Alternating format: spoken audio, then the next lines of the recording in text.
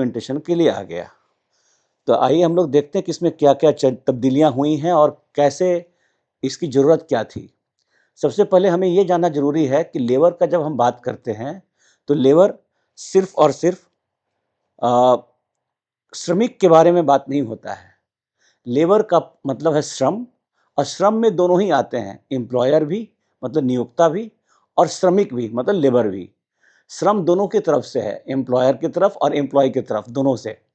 इसलिए हम लेबर जब भी हम बात करते हैं लेबर, तो सिर्फ लेबरर की बात नहीं हो रही है, सिर्फ श्रमिक की बात नहीं हो रही है, उसमें नियोक्ता और श्रमिक दोनों की बात हो रही है। तो ऐसे हमारे कानून जहाँ पर दोनों को समान सहूलियत और अधिकार के रूप में काम करने का स्वतंत्रता मिले और जो हमारे श्रमिक का जो राइट्स है, वो भी सेफ हो, वैसे उपायों को करना बहुत ज़रूरी है। श्रम के लिए दोनों ही आवश्यक हैं। एक नियोक्ता है वो रोजगार दे रहा है, दूसरा श्रमिक है जो नियोक्ता है उसके ऑब्जेक्टिव्स को पूरा कर रहा है। तो दोनों ही एक बहुत बड़े पूरे इंडस्ट्री का आपस में एक दूसरे के पूरक हैं। इसलिए हमें जो भी कानून या लॉ बनाना चाहिए, वो ऐसा बनना होना चाहिए कि दोनों ही पक्ष को सहूलियत को ध्यान में रख कर के बनाया जाए। अब ये जानना चाहते हैं चाहिए हमें कि एम्प्लॉयर के दृष्टि से या एम्प्लॉय की दृष्टि से क्या-क्या कंसर्न थे। आइए पहले देखते हैं कि एम्प्लॉय पर्सपेक्टिव में कोड का क्यों ज़रूरत था। अब हम इस पर एक चर्चा और करेंगे कि कोड क्या है और लॉ क्या है। मतलब एक्ट क्या है। लॉ तो बहुत बड़ा शब्द है, उसके अंदर आपका एक्ट भी है और कोड भी है।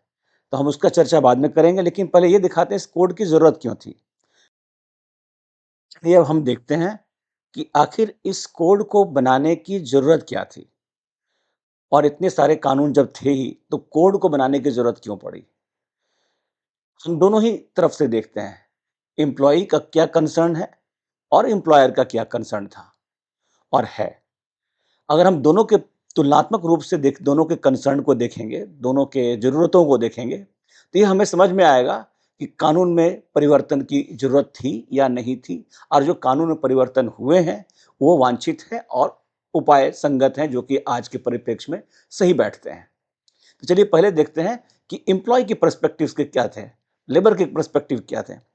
एक तो हर चीज़ डायनामिक है, मूवमेंट हो रहा है, बाज़ार बदल रहे हैं, समय बदल गया है, टेक्नोलॉजी एडवांस हो गई है। तो हम देखेंगे कि जब से ये कानून